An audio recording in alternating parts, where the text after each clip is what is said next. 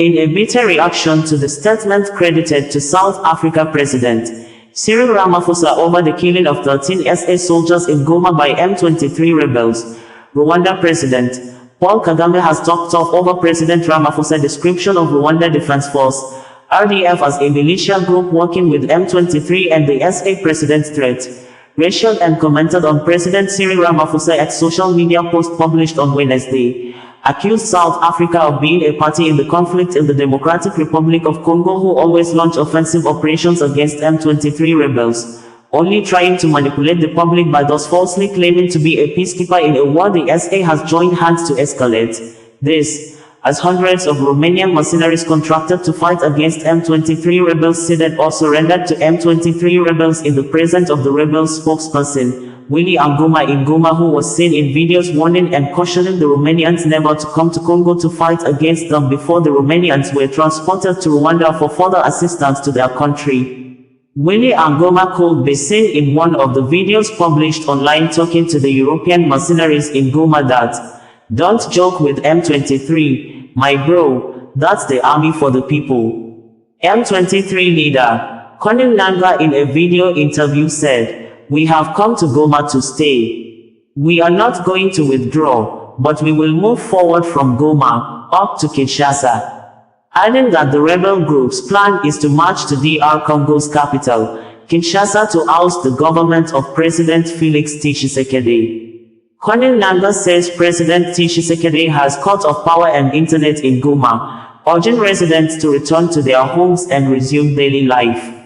Local media reported that M23 fighters have taken control of several streets and are currently managing the security situation in Goma. Some residents were seen taking selfies with the fighters, and one of the videos saw the M23 spokesperson, Willie Goma, posing with the residents in a joyous mood. VOA reported that although relative calm has returned to the Eastern Democratic Republic of Congo City, the main roads still bear the marks of conflict, with military trenches, spent bullets, improvised explosive devices and beer bottles scattered around. Some businesses remain closed as residents wait to see what actions M23 will take. Many are calling for the restoration of essential services like water, electricity and the internet, hoping to resume normal life under the group's rule, according to VOA. On Wednesday, while fighting in the city had largely eased, intermittent gunfire continued in the Goma's northern areas, including Katoi, Mabanga, Majengo, Kibwe and Turunga, where the situation remains tense, according to local DRC media outlets. Al Jazeera reported that, in a heated address at the Emergency East African Community (EAC) Summit on January 27, 2025, President Paul Kagame of Rwanda criticized South African President Cyril Ramaphosa's involvement in the Eastern Democratic Republic of Congo (DRC) crisis. Kagame accused Ramaphosa of fanning a peacemaker role, stating, "Cyril Ramaphosa is pretending to be playing a peacemaker role in Eastern DRC." He further challenged South Africa's stance, saying, "And South Africa does even issue threats." Kagame also directed criticism towards DRC President Felix Tshisekedi, Angolan President Joao Lourenço, and former Kenyan President Uhuru Kenyatta for their roles in the ongoing conflict. The summit was convened to address the escalating situation in Goma, where M23 rebels have seized control, leading to a significant humanitarian concerns. "Mr. Chairman, Your Excellencies, I want us, that for whatever we are saying and whatever we intend to do, we capture the context rightly and then proceed. Based on that, and maybe we can get somewhere. Otherwise, if we keep saying good things to each other, being nice, and then each one fulfilling their own interests other than the common interests we have as East Africans, then I don't see how we are going to contribute effectively to finding a solution." The other day, 2 or 3 days ago, we lost people. There was a lot of shelling from Eastern Congo, from Goma, killed a dozen people and injured hundreds. We will definitely take care of that. There is no question about it. President Kagame said, as posted on his verified Facebook page at the extraordinary summit of EAC Heads of State on Eastern DRC. Even if all of us were doing everything right, nothing is going to come out of it, until those mainly concerned are also part of it, participating and contributing to the success of the process through which they are getting the support. President Kagame added. South Africa President Cyril Ramaphosa, in a statement on his X social media on Wednesday, said, as presented below in quote, "Fellow South Africans, following the recent intensification of fighting in the Eastern Democratic Republic of the Congo, South Africa has lost 13 brave soldiers who were dedicated to their mission and committed to peace. The fighting is the result of an escalation by the rebel group M23 and Rwanda Defense Force (RDF) militia engaging the armed forces of the DRC (FARDC) and attacking peacekeepers from the SADC mission in the Democratic Republic of Congo (SAMIDRC). On behalf of the government and the people of our country, I express our sincerest condolences to their families, their loved ones and colleagues. We bow our heads in honor of their heroic and gallant fight for peace. We honor and mourn them. All necessary support is being provided to the families of the deceased and the families of the injured. The process to repatriate the remains of the deceased is underway. The attacks on peacekeepers resulted in the deaths of SAMIDRC members from other troop-contributing countries, namely Malawi and Tanzania, as well members of the UN Organization Stabilization Mission in the DRC, MONUSCO, Brigade. We honor all the lives that were lost and pass our condolences to their families, governments and citizens. The situation in Goma and Cede, where our troops and their counterparts are stationed, remains very tense, volatile and unpredictable. The Minister of Defense and Military Veterans, Ms. Angie Motshega, and the Chief of the SANDF, General Roxani Mafonya, and SAMIDRC Force Commander, Major General Moma Bisida Yakubu, are working to ensure that the SAMIDRC forces remain well equipped and sufficiently supported during this critical mission. We are concerned about the speculation about the state of our troops and the battle conditions. All South Africans must rally behind our brave men and women who have dedicated their lives to bringing peace in our continent. South Africa's military presence in the Eastern DRC is not a declaration of war against any country or state. The members of the South African National Defense Force that are in the DRC are part of both SADC and United Nations efforts to bring peace and protect thousands of lives that are constantly threatened by the conflict in the DRC.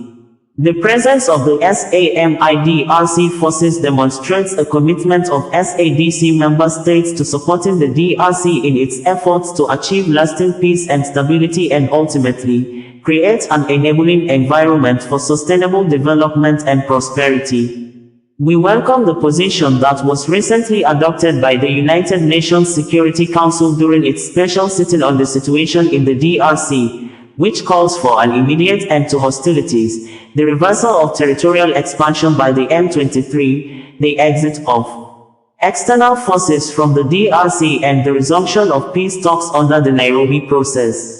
The territorial integrity of the DRC must be respected in accordance with the United Nations Charter on the Respect of Sovereignty, Territorial Integrity and Political Independence of other states. We call on all parties to this conflict to fully embrace the current diplomatic efforts that are aimed at finding a peaceful resolution, including honoring the Rwanda process agreements. We must silence the guns on our continent for the attainment of inclusive development and prosperity. I thank you. In quick response on Wednesday, Rwanda President Paul Kagame took to his verified X social media handle and confronted the South Africa President Cyril Ramaphosa in a statement stated below those. I held 2 conversations this week with President Ramaphosa on the situation in Eastern DRC, including earlier today. What has been said about these conversations in the media by South African officials and President Ramaphosa himself contains a lot of distortion, deliberate attacks, and even lies. If words can change so much from a conversation to a public statement, it says a lot about how these very important issues are being managed. A few important clarifications for the record. 1. The Rwanda Defense Force is an army, not a militia. 2. SAMIDRC is not a peacekeeping force, and it has no place in this situation. It was authorized by SADC as a belligerent force engaging in offensive combat operations to help the DRC government fight against its own people, working alongside genocidal armed groups like FDLR which target Rwanda, while also threatening to take the war to Rwanda itself. 3. SAMIDRC displaced a true peacekeeping force, the East African Community Regional Force, and this contributed to the failure of the negotiation processes. 4. President Ramaphosa has never given a warning of any kind, unless it was delivered in his local language which I do not understand. He did ask for support to ensure the South African force has adequate electricity, food and water, which we shall help communicate. 5. President Ramaphosa confirmed to me that M23 did not kill the soldiers from South Africa, FARDC did. 6. If South Africa wants to contribute to peaceful solutions, that is well and good, but South Africa is in no position to take on the role of a peacemaker or mediator. And if South Africa prefers confrontation, Rwanda will deal with the matter in that context any day. We had on Wednesday reported that over 1,200 men of the Armed Forces of Democratic Republic of Congo have ceded or surrendered Goma, the country's largest city, to M23 rebels, with DRC military uniforms flooding the streets after the pulled off the army attires and took refuge at UN peacekeeping military base, leaving South Africa soldiers to continue to fight on. But South African military formation in Congo on Tuesday issued a statement denying that its men did not surrender to M23 rebels, insisting that the white flag hoisted by one of his soldiers on Monday during heavy gun battle with the rebels was normal military tradition for both sides to cease fire to enable the South Africa troops passage to receive medical supply and as well give room to the M23 rebels the opportunity to rescue their men injured in front of the South African military base near Goma airport. This, as thousands of pro-government protesters attacked and burned some portions of US, French, Kenya, Uganda, Rwanda, and other foreign embassies in Kinshasa.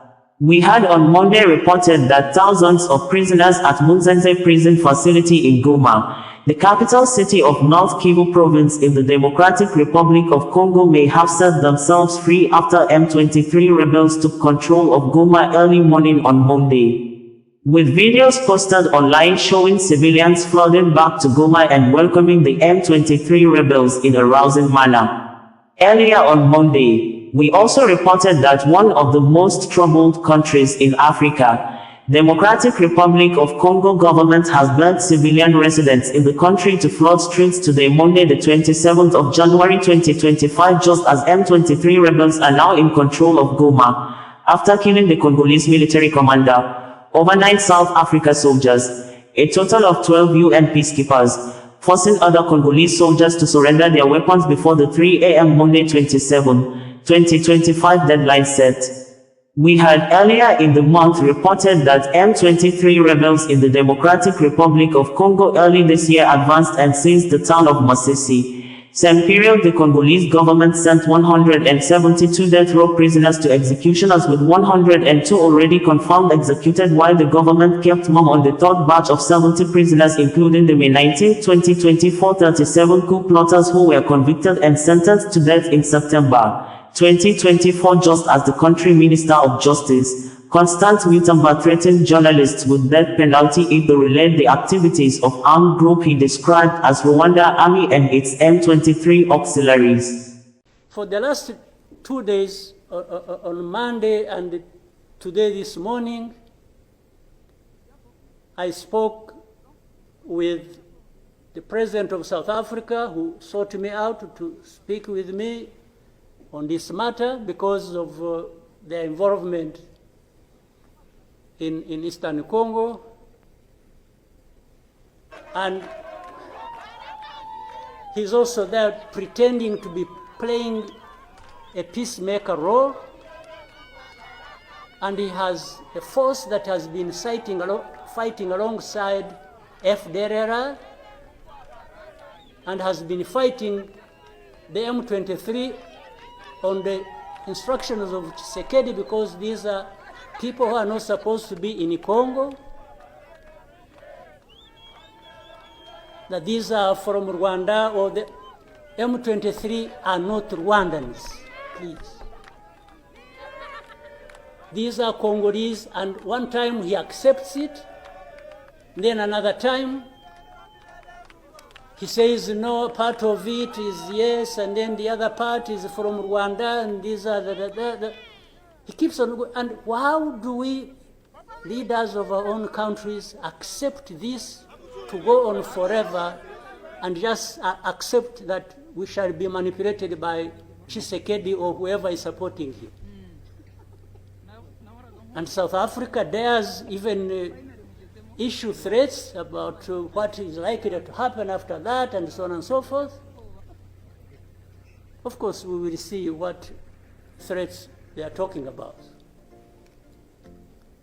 Maybe they should have done that exactly for which they have been issuing threats. They should have done it to clean up the mess in Eastern Congo, or to fight back those who have been trying to clean up the mess. So then you have the whole international community just confused. They talked about Rwanda, they talked about the Nairobi process. Honestly, even here, maybe you will help me understand what all this means. The processes became an end in themselves, and the people leading these processes became more important than the results of the processes. The Nairobi process became a Uhuru process. Then the Rwanda process, it's like you can't say anything that will displease President Lorenzo. Definitely, this does not help deal with such a serious matters as we are faced with today. Osazuwa Connect, bringing you the news in a more digital way.